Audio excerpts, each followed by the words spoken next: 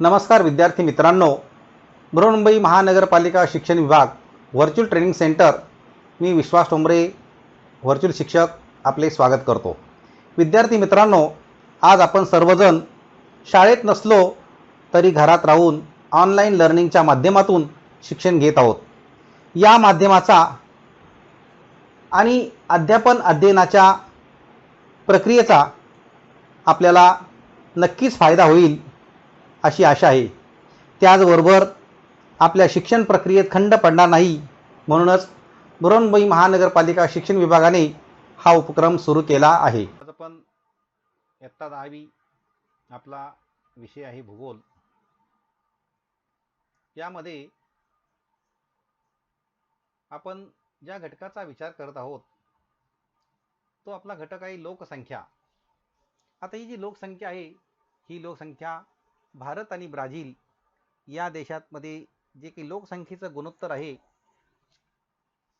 त्यानंतर लोकसंख्या वाढीचा दर, लिंग गुणोत्तर आणि आयुर्मान, तर अशा पद्धतीने आपण या घटकांचा विचार करत आहोत। या घटकांचा विचार करत असताना आपण भाग 3 आतापर्यंत आपण 2 भागामध्ये लोकसंख्येच्या बाबतीमध्ये विचार केलेला आहे आणि आता आपण तिसऱ्या भागामध्ये या भारत आणि ब्राझील लोकसंख्येचा अभ्यास करत आहोत। जसं आपण भारत आणि ब्राझील या ठिकाणी जी काही लोकसंख्या आहे त्या लोकसंख्येची वैशिष्ट्ये अभ्यासली आहे। काय वैशिष्ट्य होती की गेल्या अनेक दशकात ब्राझीलमध्ये लिंग गुणोत्तर 1000 पेक्षा जास्त आहे। ब्राझीलच्या लिंग गुणोत्तराचा विचार करता या देशातील स्त्रियांची संख्या 2001 पासून पुरुषांच्या संख्येपेक्षा लक्षणीय वाढलेली आहे। आता भारतामध्ये मात्र पुरुषांची संख्या स्त्रियांपेक्षा जास्त आहे आणि भारतात गेली कित्येक दशकं लिंग गुणोत्तरामध्ये चढ उतार झालेला आपल्याला दिसतोय। 1991 नंतर मात्र लिंग गुणोत्तरामध्ये थोडी वाढ झालेली आपल्याला दिसून आलेली आहे। मग आता या लोकसंख्येची वैशिष्ट्ये अभ्यासलेली आपण, म्हणजे प्रत्येक देशाची लोकसंख्येचा जो भाग आहे तो भाग आपण विचारात जर घेतला तर त्या देशाचा लोकसंख्या वाढीचा दर, म्हणजे असं ब्राझीलमध्ये स्त्रियांची संख्या जास्त आहे तर भारतामध्ये पुरुषांची संख्या जास्त आहे, हे आपण अभ्यासले। मग आता त्यांच्या लोकसंख्या वाढीच्या दराचा विचार करत असताना, लिंग गुणोत्तराचा विचार करत असताना आपण त्या ठिकाणच्या लोकांचं आयुर्मान किती आहे हे आपण आता या घटकामध्ये अभ्यासतोय। आता हा मुलगा म्हणतोय की हे आलेख ब्राझील आणि भारतातील सरासरी आयुर्मान दर्शवतात। हे जे आलेख आहेत भारत आणि ब्राझील या दोन देशातले सरासरी आयुर्मान दर्शवणारे आलेख आहेत। आता या आलेखाचा जर विचार केला तर आपण या बाजूला इकडे सरासरी आयुर्मान दाखवलं गेलेलं आहे आणि या बाजूला वर्ष दाखवले गेले आहेत। हे जे आयुर्मान दाखवले गेले ते हे ब्राझीलच्या संदर्भात आहे।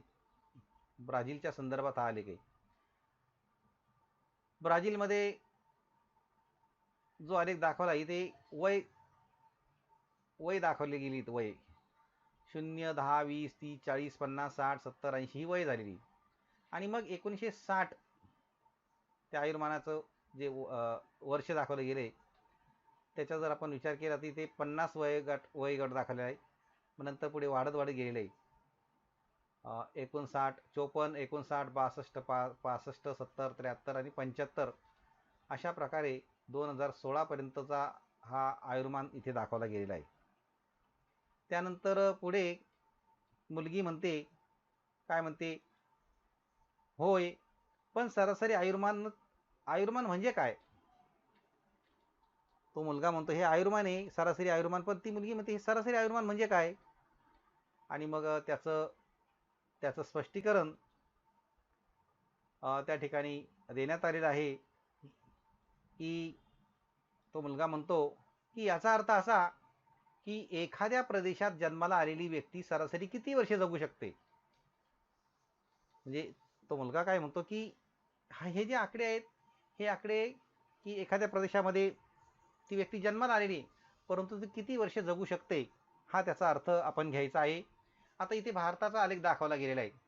1960, 70, 80, 90, 2000, 2010, 2016.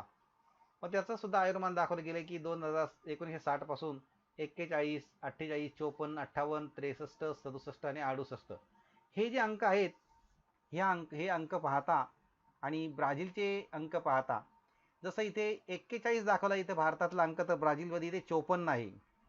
इथे 48 दाखवलेलं आहे तर ब्राझीलमध्ये इथे 59 आहे आणि इथे 54 आहे तिथे ब्राझीलमध्ये 62 आहे. त्यानंतर इथे 58 आहे तर इथे ब्राझीलमध्ये 65 आहे आणि त्याचबरोबर इथे भारतामध्ये 63 आहे तर ब्राझील 70 आहे. नंतर भारतामध्ये 67 आहे तर ब्राझीलमध्ये 73 आहे आणि 2016च्या आकडेवारीमध्ये इथे भारतामध्ये 68 आहे तर ब्राझीलमध्ये 75 आहे. तर अशा पद्धतीने हा सरासरी आयुर्मानाचा आलेख आहे. म्हणजे भारत आणि ब्राझील या देशाची जर तुलना केली तर ब्राझीलमधील व्यक्तीचं सरासरी आयुर्मान हे जास्त दिसून आलेलं आहे. त्याचबरोबर पुन्हा ती मुलगी म्हणते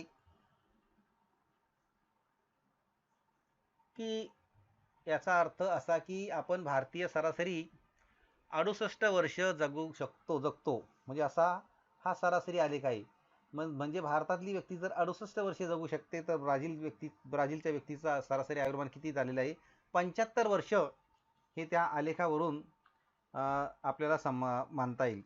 म्हणजे अशा पद्धतीने हे सरासरी आयुर्मान या ठिकाणी दर्शवलेले आहेत. त्याच वेळेला तो मुलगा म्हणतो की याचा अर्थ हो पण आणि ब्राझीलचे लोक सरासरी 75 वर्षे जगतात. तो मुलगा सुद्धा तेच म्हणतोय की मी जे सांगितलं तेच तो मुलांनी सुद्धा सांगितलेलं आहे.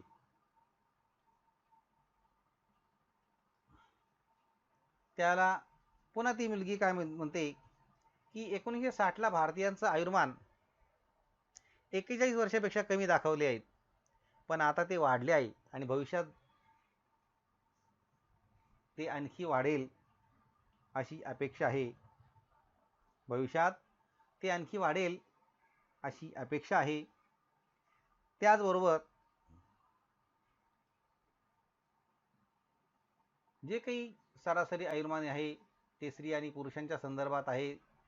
म्हणजे इथे आयुर्मानातील वाढ आणि लोकसंख्येची वाढ यांचा सहसंबंध असतो का व कसा ते इथे आपल्याला सांगता आलं पाहिजे की आयुर्मानातील वाढ आणि लोकसंख्येची वाढ यांचा सहसंबंध कशा प्रकारे सांगता येईल.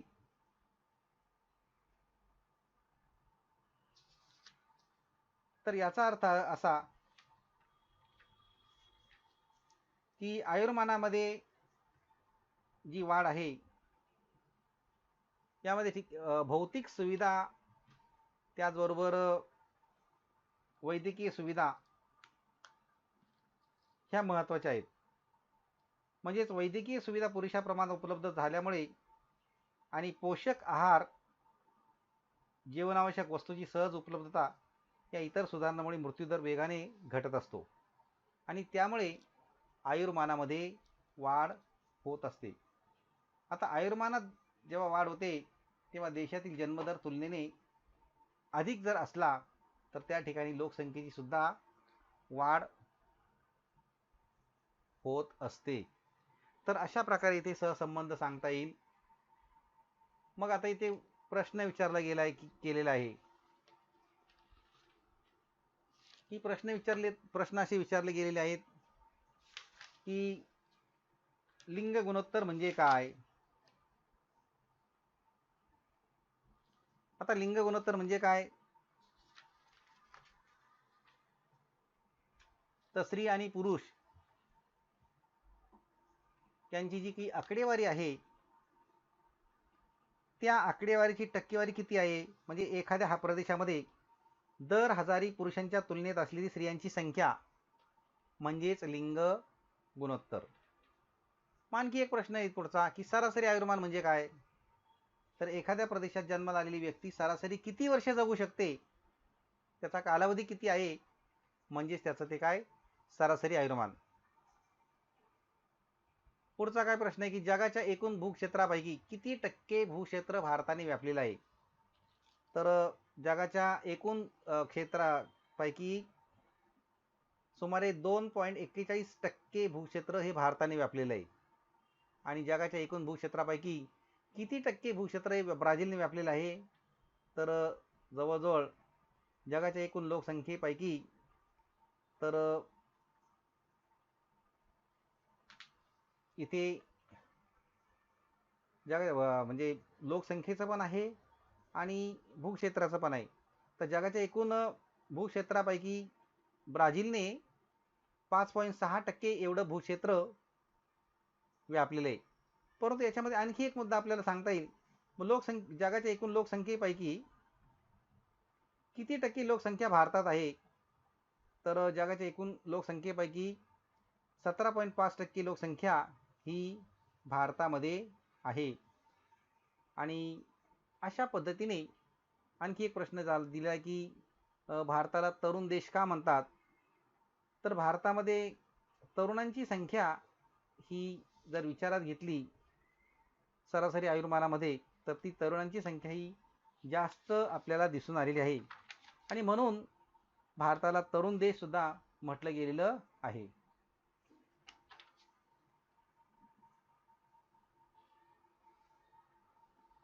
तर आपण भारत आणि ब्राझील या दोन देशाचे लिंग गुणोत्तर, वय आणि लिंग, लोकसंख्या वाढीचा दर, आयुर्मान याबाबतची आता माहिती घेतली. आता याच्यानंतर आपण जी माहिती घेणार आहे ती म्हणजे साक्षरतेचं प्रमाण. साक्षरतेचं प्रमाण किती असेल तर हा जो आलेख दाखवला गेला आहे त्या आलेखावरून आपण या ठिकाणी साक्षरतेचं प्रमाण पाहू शकतो. पहिला जो आलेख आहे तो म्हणजे ब्राझीलचा आलेख आहे. तर तेव्हा हा मुलगा म्हणतो साक्षर म्हणजे काय. त्यावेळेला ती मुलगी म्हणते की साक्षर म्हणजे शिक्षण घेतलेले लोक. साक्षर म्हणजे काय तर ज्या लोकांनी शिक्षण घेतलं असे किती लोक आहेत. आता ब्राझीलमध्ये ही टक्केवारी 1981, 91, 2001, 2011, 2016 अशा पद्धतीने दिली आहेत. तर 1981 मध्ये ब्राझीलमध्ये म्हणजे जवळजवळ 74.6% हे साक्षरतेचं प्रमाण होतं आणि आता 2016 मध्ये 92.6% हे साक्षरतेचं प्रमाण झालेलं आहे. म्हणजे त्या ठिकाणी शिक्षण घेतलेल्या लोकांची संख्या ही निश्चितच जास्त दिसून आपल्याला आलेली आहे. मग इथे दोन आलेख दाखवलेले आहेत. एक खालचा भारताचा आहे तर वरचा ब्राझीलचा आहे. मग इथे मुलगा म्हणतोय कोणत्या देशात साक्षर जास्त आहेत. त्यावेळेला त्या मुलीने उत्तर दिलेलं आहे की 2016 मध्ये ब्राझीलमधील साक्षर लोकांचं प्रमाण हे किती आहे तर 92.6%. म्हणजे याचा अर्थ काय झाला की याचा अर्थ असा की भारतामधील साक्षर लोकांचं प्रमाण हे ब्राझीलपेक्षा कमी आहे. मग त्यांनी पुन्हा तो एक प्रश्न विचारला 2016 मध्ये भारतातील साक्षर लोकांचं प्रमाण किती आहे. मग तर भारतातल्या साक्षरतेचं प्रमाण 72.2 आहे पण ब्राझीलमध्ये 92.6 आहे. 2016ची आकडेवारी येते. म्हणजे याचाच अर्थ ब्राझीलमध्ये भारतापेक्षा साक्षर लोकांचं प्रमाण हे जास्त आहे हे आपल्याला या ठिकाणी दिसून आलेलं आहे.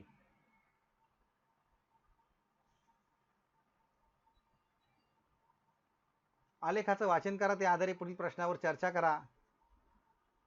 या सगळ्या प्रश्नांची आपण मगाशी उत्तरं घेतलेली आहेत की कोणत्या देशाचा लिंग गुणोत्तर जास्त आहे, साक्षरता जास्त असलेला देश कोणता, कोणत्या देशात लोकसंख्येची वाढ ही अधिक आहे, कोणत्या देशात सरासरी आयुर्मान जास्त आहे आणि कोणत्या देशात वृद्धांचं प्रमाण जास्त आहे.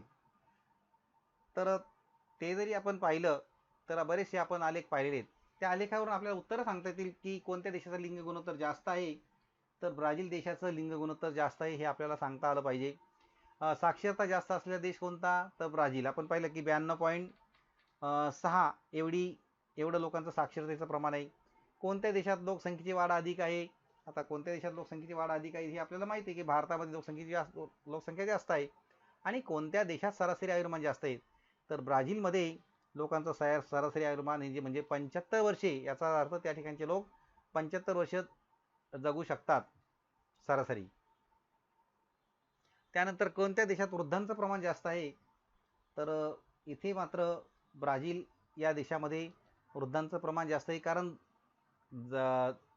सरासरी आयुर्मानच जर जास्त असेल तर वृद्धांचं प्रमाण निश्चितच जास्त आपल्याला दिसून येईल.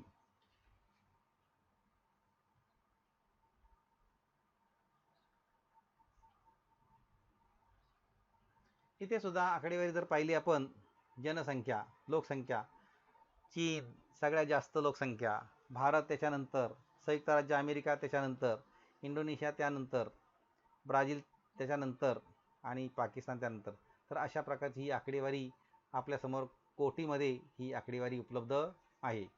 ही आकडेवारी ऑक्टोबर महिन्यातली आहे आणि 18 ऑक्टोबर ही त्याची 2018 अशी ही आकडेवारी उपलब्ध झालेली आहे. आता इथे सुद्धा एक आलेख दिलेला आहे की कोणत्या देशाची लोकसंख्या भारतातील राज्याबरोबर आहे ते ओळखायला सांगितलेलं आहे. म्हणजे याचा अर्थ असा की जसं या नकाशामध्ये कोणत्या देशाची लोकसंख्या, जसं क्युबा देशाची लोकसंख्या जम्मू काश्मीर बरोबर आहे,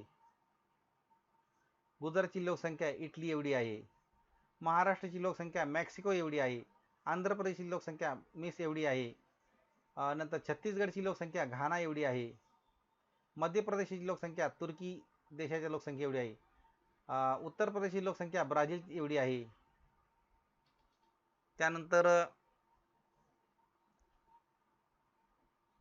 बिहारची लोकसंख्या फिलिपाईन्स एवढी आहे.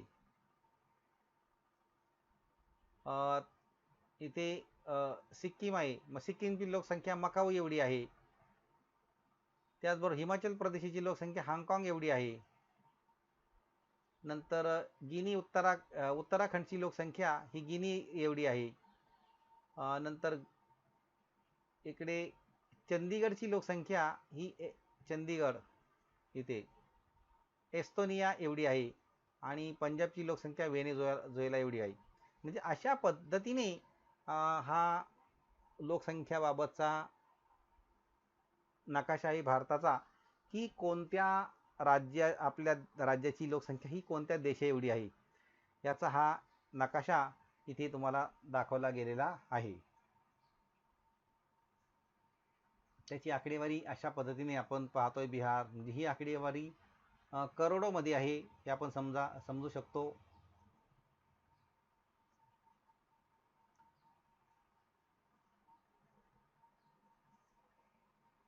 आता इथे 501 पेक्षा जास्त लोकसंख्या आणि इकडे 100 पेक्षा कमी लोकसंख्या अशी ही राज्य ही आपल्या भारताच्या नकाशामध्ये दाखवण्यात आलेली आहे. 501 पेक्षा जास्त इथे हे सगळे बाण जे आहेत हे 501 पेक्षा जास्त लोकसंख्या असलेली आहेत घनफळाच्या दृष्टीने आणि 100 पेक्षा कमी.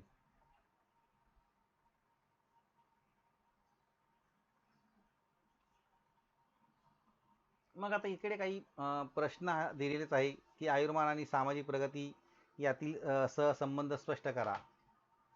त्यानंतर भारतातील लोकसंख्येची सरासरी घनता जास्त का आहे आणि भारतातील लोकसंख्येची सरासरी घनता जास्त का आहे हा पुन्हा तोच प्रश्न विचारला गेलेला आहे. आता हे सगळे प्रश्न जे आहेत हे प्रश्न जर आपण विचारात घेतले तर आपल्याला आपण आतापर्यंत जो काही लोकसंख्येच्या बाबतीत विचार केलेला आहे त्या विचारावरून ही माहिती आपल्याला सांगता येईल. आयुर्मान आणि सामाजिक प्रगती यातला सहसंबंध आपण मागाशी स्पष्ट केलेला आहेच. म्हणजे लोकसंख्येची वाढ, त्यांची त्यातून निर्माण होणारी सामाजिक प्रगती हे सुद्धा आहे आपण पाहिलेलं आहे. आता इथे आणखी एक प्रश्न असा आहे की याच्याशिवाय भारतातील लोकसंख्येबाबत आपण कोणता विचार करायला हवा असा एक प्रश्न येऊ शकतो की जर भारतातील लोकसंख्या जास्त आहे ब्राझीलच्या तुलनेने तर जसं लिंग गुणोत्तर हे जास्त आहे की ज्या ठिकाणी ब्राझीलमध्ये स्त्रियांची संख्या जास्त आहे तर भारतामध्ये पुरुषांची संख्या जास्त आहे. त्यानंतर ब्राझीलच्या तुलनेत सरासरी लोकसंख्येचा वेळ दर आहे भारतातला अधिक आहे ब्राझीलचा कमी आहे. त्यानंतर ब्राझीलच्या तुलनेमध्ये लोकांचं सरासरी आयुर्मान हे जास्त आहे, पण भारताचं मात्र कमी दाखवलं गेलेलं आहे. म्हणजेच एकंदरीत ब्राझील देशाच्या तुलनेत भारताच्या लोकसंख्येची गुणवत्ता ही तुलनेने कमी आहे, हे आपण समजू शकतो. त्यानंतर आणखी जसा एक प्रश्न होता, तो प्रश्न आपण जर विचारात घेतला की जसं मागच्या घटकावर आधारित प्रश्न येतो की लोकसंख्येच्या लिंग वय रचनेच्या आधारे भारत आणि ब्राझील या देशाच्या लोकसंख्येची तुलना करा, असा प्रश्न आलेला आहे. तर तोच प्रश्न होता की लोकसंख्येच्या लिंग वय रचनेनुसार असं दिसून आलेलं आहे की ब्राझीलच्या तुलनेत भारतात लहान मुलामुलींचं एकूण लोकसंख्येतील प्रमाण हे तुलनेनं अधिक आहे. ब्राझीलच्या तुलनेमध्ये भारतात तरुण वयोगटातील लोकांचं प्रमाण सुद्धा अधिक आहे. ब्राझीलच्या तुलनेत भारताकडे कार्यशील उत्पादक गट म्हणजे लोकसंख्याचं प्रमाण यामध्ये जास्त आहे आणि म्हणून भारताला तरुण देश म्हटलं गेलेलं आहे. नंतर लोकसंख्येच्या लिंग वय रचनेनुसार असं दिसून आलेलं आहे की ब्राझीलची लोकसंख्या एका वृद्धत्वाकडे झुकत चाललेली आहे. याबरोबर ब्राझीलमध्ये सर्वसाधारणपणे सर्व वयोगटात स्त्रियांची संख्या ही पुरुषांपेक्षा जास्त आहे. भारतात पुरुषांची संख्या जास्त आहे. त्याचबरोबर ब्राझीलच्या लिंग वय रचनेचा जर विचार केला तर ब्राझीलमध्ये लिंग गुणोत्तर स्त्रियांसाठी अनुकूल आहे. भारतात सर्वसाधारणपणे 0 ते 75 यामधील सर्व वयोगटात स्त्रियांची संख्या पुरुषांपेक्षाही कमी झालेली आपल्याला दिसून येते. आणि भारताच्या लिंग वय रचनेच्या आधारे असं आपल्या लक्षात आलेलं आहे की भारतात लिंग गुणोत्तर स्त्रियांसाठी प्रतिकूल आहे. भारतात केवळ 75 वर्षाच्या पुढील वयोगटात स्त्रियांची संख्या पुरुषांपेक्षा ही जास्त आपल्याला आढळून आलेली आहे. तर अशा पद्धतीने हे आपल्याला प्रश्न या लोकसंख्येच्या बाबतीत समजून घेता येतील आणि आपण त्याकडे लक्ष देऊ शकतो.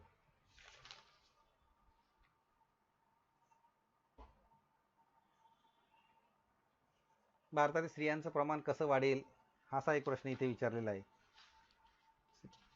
तर यावर सुद्धा आपण विचार केला तर लिंग गुणोत्तराच्या बाबतीमध्ये की वैद्यकीय सुविधा वगैरे ह्या सगळ्या बाबी तिथे महत्त्वाच्या आपल्याला माहीत असायला पाहिजेत.